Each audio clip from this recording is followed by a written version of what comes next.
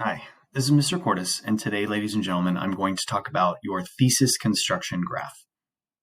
Up until now, I have provided and given you your thesis statement that has just been kind of generic and straight to the point.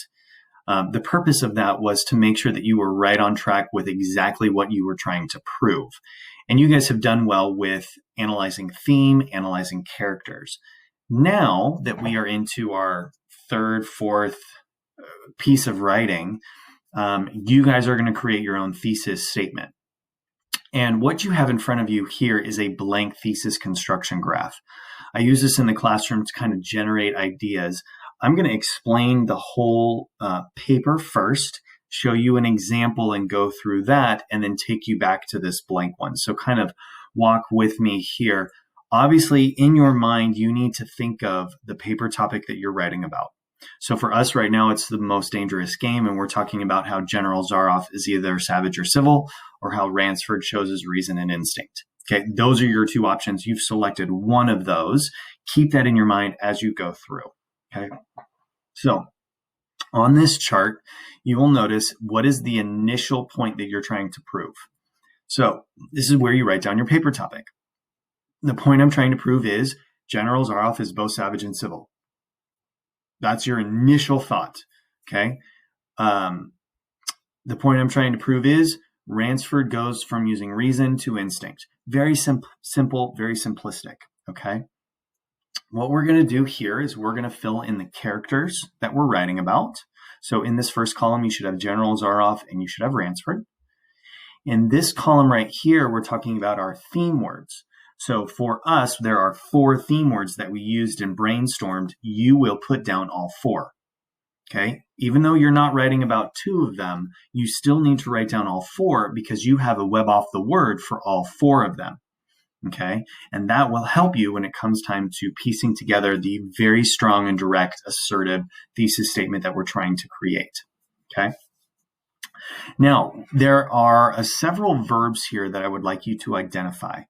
Okay, there are lots of different ones. So far, we've always used demonstrates, illustrates, or shows. We've used those 3 in the past. There are lots of words that we could select, and what I'd like you to do is to pick 3. Okay, bold or highlight them on your paper. Pick 3 that you feel are strong and that you are able to use confidently. So if you come down and you're like, oh, formulate, great. That sounds like a great word. That sounds like a fantastic word.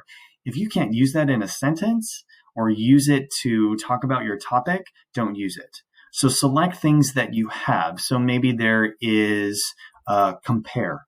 Maybe you like that word. Assemble. Okay. Distinguish. Right. There's lots of different words. I want you to select 3 of them that you feel like you're going to use, okay? Now, this last space is the biggest because that's where we're dumping out all of our thoughts. These are the overarching ideas. This is the author's purpose. This is the bigger concepts that we're talking about. So it's not just the characters and how they exhibit this theme, but what's the bigger message that we are learning about? What's the message or the purpose that the author wants us to know? So what does Richard Connell, our author of The Most Dangerous Game, really want us to know about this story, right? Does he want us to know that General Zaroff is a two-faced liar who does things for his own gain? Does this show us, and I'm generating ideas right now for this column, does this tell us that there is an animal inside all of us, and when we are pushed to the limits, we therefore attack and respond? Okay. Does this tell us that reason quickly goes out the window when we are put in uncomfortable situations, right? Does this tell us that some people can, in fact, be both savage and civil and still maintain a normal life? Okay. You are going to put down all of those ideas here. And the great thing is there's no right or wrong answers. You're not putting down story summary and what happened in the story. You're putting down those general ideas. Okay. So taking a moment from there, what you do, and let me actually zoom out so it's a little bit easier for us to see. What we do here, ladies and gentlemen, is we kind of almost add it up and then piece it together into a sentence. So looking down here, you obviously can tell that I took out the point I'm trying to prove. Let me move myself up here. I've taken out the point I'm trying to prove because that's not needed. And I'm going to start with, my character. I'm going to pick my themes. I'm going to pick my word. I'm going to pick a general concept. I'm going to add it all together. So I have one strong thesis statement, one strong point I'm trying to prove. And that's what's going to go into my intro paragraph. Okay. So let me show you an example. This right here, ladies and gentlemen, is for the Scarlet Ibis. We did this paper last, and this is us doing this activity to generate new thoughts. This is us trying to create a new thesis statement, okay? So here's the point I'm trying to prove. My initial point is the narrator is both kind and cruel to Doodle. Very simple, very basic, straightforward, okay? I put together my two characters. I put together my themes, okay? So kindness and cruelty are both there. There's other themes that we dealt with, being an outcast, acceptance, right? Those are some of our theme words too. Death could probably go here as well because death is one of them. So I put down all of this information. I selected 3 verbs. I selected manipulate, translate, and design.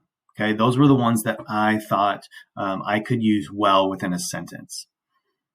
I came over here and I began to put down different ideas, bigger ideas and concepts of the story. It's not just about a crippled boy who learns to walk or a brother who is struggling to love his disabled sibling.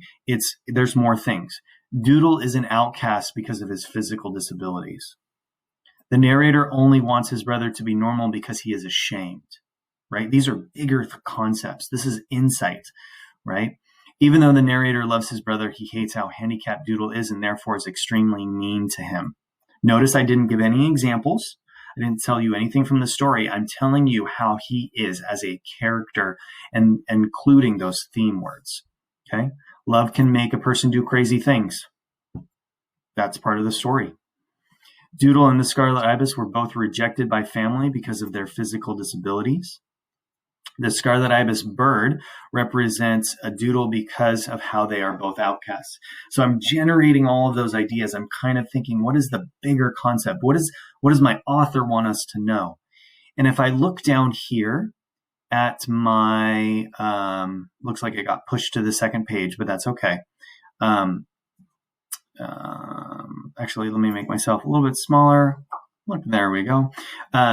I am putting this all together into one direct assertive statement. So I said the relationship between the narrator and Doodle is manipulated. That was one of my words that I picked, manipulated, and designed. Look at that. I used both of them around the desire for acceptance and the fear of being an outcast. So if I'm talking about my paper topic right here, I'm talking about how the narrator and Doodle feel like an outcast because of who they are and desire to be accepted. Okay. Now let's say maybe I'm going here. The narrator is both kind and cruel, and I need to make this stronger. I need to get this ready for the 10th grade.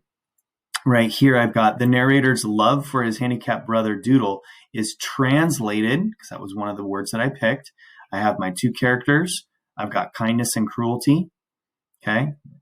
Is translated through cruel activities driven by internal shame and guilt. My internal shame and guilt came from this idea that I generated over here. The narrator only wants his brother to be normal because he is ashamed.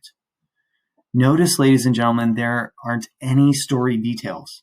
This is the point I want to try to prove. This is the point I want to try to prove up here. The narrator is both kind and cruel to Doodle. Done.